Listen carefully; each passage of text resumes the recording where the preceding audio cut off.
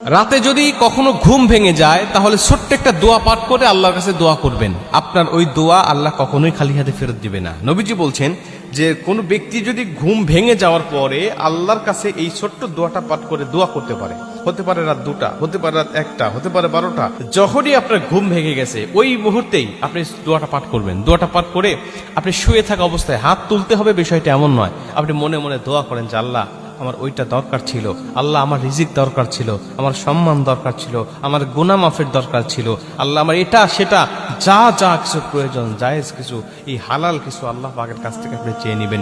নবীজি বলছে দোয়া করলেই আল্লাহ পাক তখন তার দোয়াটা কবুল করে নেয়।